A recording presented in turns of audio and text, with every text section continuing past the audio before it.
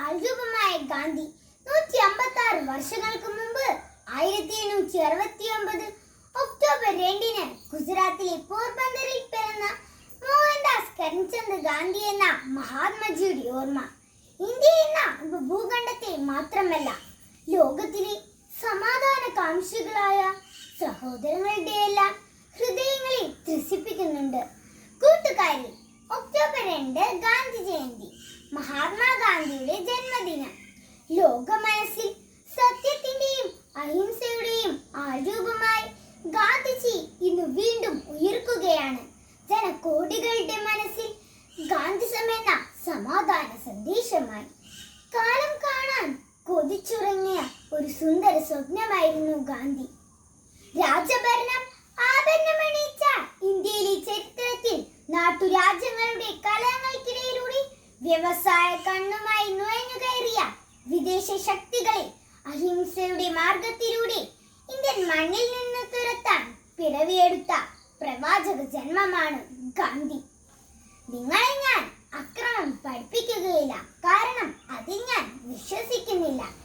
എന്നാൽ ജീവൻ പോയാലും ആരുടെ മുമ്പിലും തലകുനിക്കാതിരിക്കുന്നത് എങ്ങനെ എന്ന് നിങ്ങളെ പഠിപ്പിക്കാൻ എനിക്ക് സാധിക്കും എന്ന് പ്രഖ്യാപിച്ചുകൊണ്ടാണ് ഉദാത്തമായ മാനുഷിക മൂല്യങ്ങളുടെ ചലിക്കുന്ന മന്ദിരമായി ഗാന്ധിജി ഇന്ത്യൻ നാഷണൽ കോൺഗ്രസിന്റെ മുൻനിര നായകനായി സ്വാതന്ത്ര്യ സമരത്തിന്റെ മുന്നണി പോരാളിയായത്.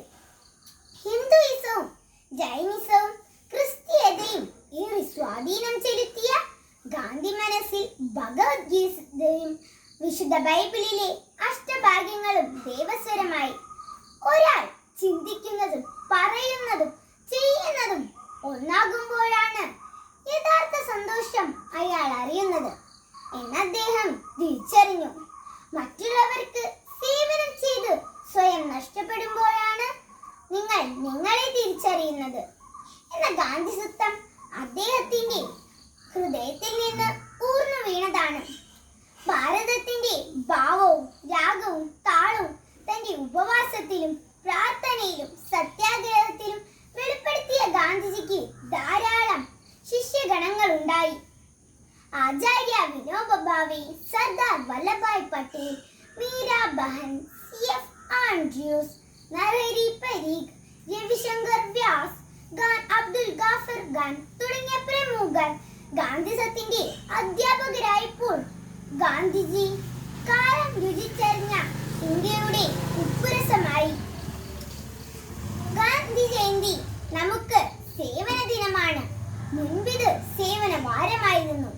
ക്ലാസ്സിലെയും മുറ്റത്തെയും കടലാസു നീക്കിയും പുല്ലുപറിച്ചും കല്ലുപറിക്കും മാത്രം ഈ ദിനം നമ്മൾ ആഘോഷിക്കരുത്. ഭാരതീയന്റെ സാമൂഹിക വളർച്ചയുടെ വഴിയിൽ തടസ്സമായി കിടക്കുന്ന എല്ലാ ഛിദ്രവാസനകളുടെയും മാലിന്യങ്ങൾ തൂത്തെറിയാൻ നമുക്ക് കഴിയണം. ഇന്ത്യ സ്വാതന്ത്ര്യ വഴിയിലൂടെ നടക്കട്ടെ. അതിനായി നമ്മുടെ ക്ലാസും സ്കൂളും പരിസരവും ലഹരി വിമുക്തമാക്കാം. നമ്മിലെ ദുശീലങ്ങളുടെയും ദുഷിച്ച മൂല്യങ്ങളുടെയും ജീർണിപ്പുകൾ തുടച്ചു നീക്കുന്നതിനും ഈ ഗാന്ധി ജയന്തി ദിനത്തിൽ നമുക്ക് തുടക്കമിടാം. ഭാരത് മാതാ കി ജയ്.